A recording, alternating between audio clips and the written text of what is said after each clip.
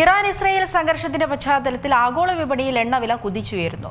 Hormuz കടലിടുക്ക് വഴിയുള്ള ടാങ്കറുകളുടെ ഗതാഗതത്തിന് തടസ്സം നേരിട്ടതാണ് അസംസ്കൃത എണ്ണയുടെ വില കുതിച്ചുയരാൻ കാരണമായത്.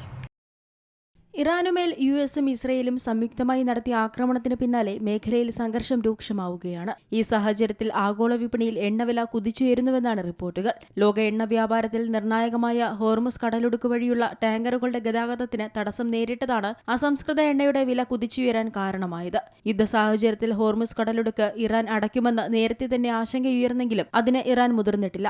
എന്നാൽ ഞായറാഴ്ച ഹോർമുസ് കടലിടുക്കിന് സമീപം ഒമാൻ അതിർത്തിയിലെ ഖസബിൽ എണ്ണക്കപ്പലിന് നേരെയുണ്ടായ ആക്രമണം കപ്പൽ നീക്കത്തെ സാരമായി ബാധിച്ചു. പലൌ ദ്വീപ് രാഷ്ട്രത്തിന്റെ സ്കൈലൈറ്റ് ഓയിൽ ടാങ്കറിനു നേരെ നടന്ന ആക്രമണത്തിൽ 4 ജീവനക്കാർക്ക് പരിക്കേൽക്കുകയും ചെയ്തു. ഇതോടെ വിവിധ രാജ്യങ്ങളിലേക്കുള്ള എണ്ണ ടാങ്കറുകൾ ഇരുവശവും കുടുങ്ങിക്കിടക്കുകയാണ്. പ്രതിദിനം 15 ദശലക്ഷം ബാരൽ എണ്ണയാണ് ഇതുവഴി കടന്നുപോകുന്നത്. ഇത് ലോകത്തിലെ എണ്ണ വിതരണത്തിന്റെ 20% വരും. ഇറാൻ ആക്രമണത്തിന്റെ 2ാം ദിനം തന്നെ എണ്ണവിലയിൽ വൻതോതിലുള്ള വർധനയുണ്ടായി. തിങ്കളാഴ്ച യുഎസ് എണ്ണവില ബാരലിന് 7.4% ഉയർന്ന് $71.97 അതേസമയം അന്താരാഷ്ട്ര നിലവാരമുള്ള ബ്രെന്റ് ബാരലിന് 7.7% ഉയർന്ന് $78.46 4 വർഷത്തിനിടയിലെ ഏറ്റവും കൂടിയ നിരക്കാണിത്. സംഘർഷം നീണ്ടു നിൽക്കുകയും ഇറാൻ ഹോർമുസ് കടലിടുക്ക് അടയ്ക്കുകയും ചെയ്താൽ എണ്ണവില ഇനിയും കുത്തനെ ഉയരുമെന്നാണ് ആശങ്ക.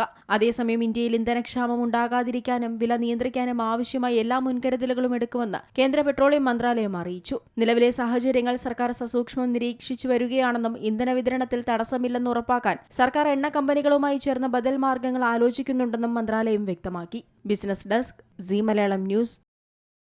ഏറ്റവും പുതിയ വാർത്തകളും വിശേഷങ്ങളും വിരൽത്തുമ്പിലറിയാൻ സീ മലയാളം ന്യൂസ് എല്ലാ ഡിജിറ്റൽ പ്ലാറ്റ്ഫോമുകളിലും ലഭ്യം.